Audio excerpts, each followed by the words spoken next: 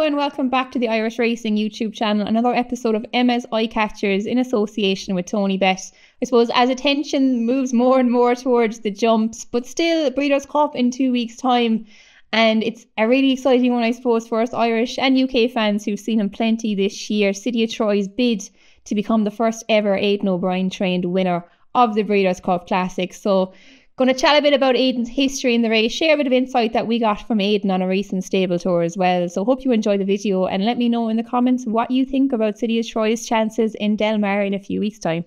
So to start off, a bit of background into Aidan O'Brien's history in the race. I think it's 24 years and 15 runners on from his first ever go at winning the Breeders' Cup Classic. That was obviously in 2000 with Giant's Causeway, the Iron Horse, and he definitely lived up to his name and reputation that day. He went toe for toe with the eventual winner the whole way down the straight and just went down, I think, an official winning margin of a neck, but looked a bit closer than that in the video even.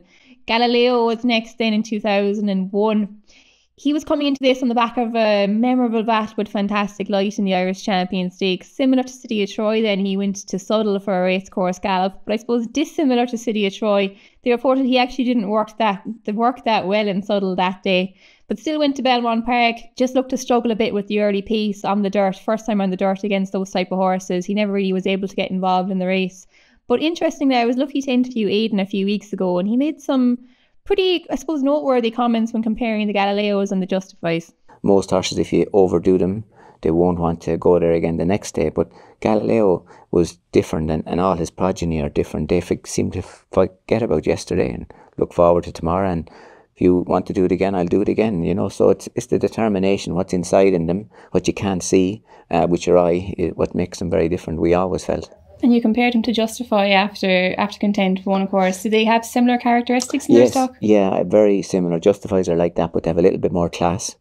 Justifies are quicker, I suppose, coming from a dirt background. And obviously that's why we're so excited about Justify. We think he's Galileo with class that has dirt pedigree. Really kind of leaves the world totally at their oyster, we think. Very interesting comments there from Aidan, and I guess it's kind of building towards that question that everyone has ahead of this Breeders' Cup Classic is how will City of Troy cope with this early pace against dirt horses on a new surface for the first time. And Aidan was mentioning after that York performance, they made the decision to skip the Irish Champion Stakes for these reasons. We were waiting to let him go forward, but we didn't only wanted to do it before the Classic because he was aggressive the last day, but he'll be more aggressive the next day.